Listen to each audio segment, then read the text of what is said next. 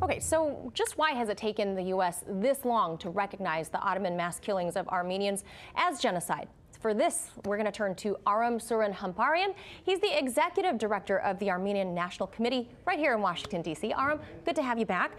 So what do you think the resolution is being taken now? The U.S. has had plenty of years to work on this. We've talked about it in the past this year.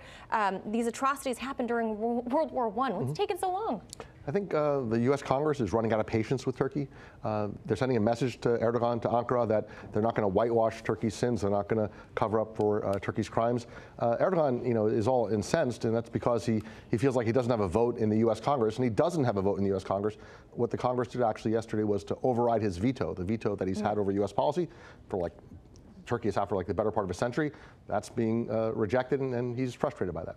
So does it worry you at all that this legislation still needs approval from the Senate and then also a signature from President Trump? Sure. The legislation, as it stands now, is a standalone on the House side. There's a standalone measure on the Senate. So they both represent the views of each chamber of Congress. They're both, when they're adopted, going to put pressure on the president to get on the right side of this issue. And I think we'll see progress. Senator Cruz and Senator Menendez are already talking about a full vote of the Senate soon.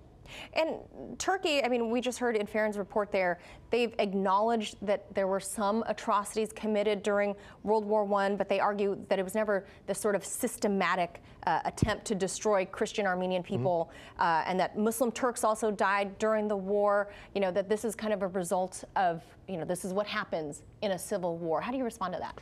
Turkey has, for a long time, tried to downgrade the Armenian Genocide from a crime, which it is, down to a conflict.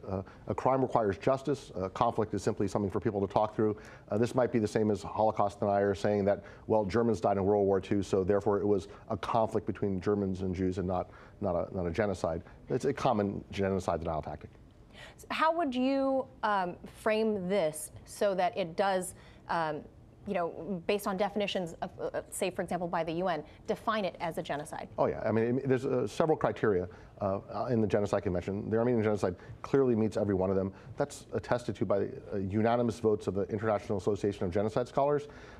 So the facts are there. And the timing is also important. With Turkey poised to commit new atrocities in northern Syria, it's more important than ever for the U.S. to send signals to Erdogan that the U.S. is no longer going to turn a blind eye, that new atrocities will be confronted, and then Turkey will be held to account in ways that it hasn't been held to account until now. Do you, as an Armenian person yourself, for whatever reason that this moved through the House, a lot of people are saying that this moved through because of Capitol Hill's frustration with Turkey right now and how they responded to the Kurdish fighters in northern Syria. For whatever reason that it has moved forward, do you accept that? Are you happy with that? Or do you think this is just as, to rebuke Turkey? The vote, I think, is really instructive. There were 405 yes votes, only 11 no votes, which to us means that members of Congress have always been ready to take this step. And they would have, except that there's been this foreign veto exercised here in Washington, usually through the executive branch, also heavy pressure on the Congress. But when members of Congress have a chance to vote up or down, they voted yes. And I think that the timing is the D.C. running out of patience with Turkey, rejecting that veto, and then letting members vote. And when they vote for the truth. And more broadly across here in the U.S., let's get out of D.C.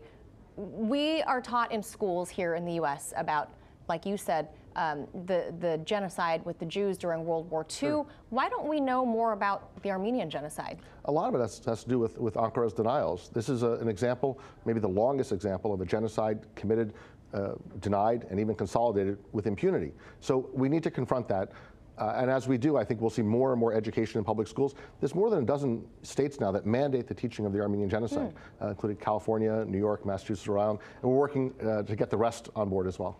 Yeah, there's certainly a lot of lobbying to happen to, not whitewash history across the U.S. for a lot of different topics. That's true. All right, Aram Hamparian, thank you so much for being here and explaining all of this to us. Thank you.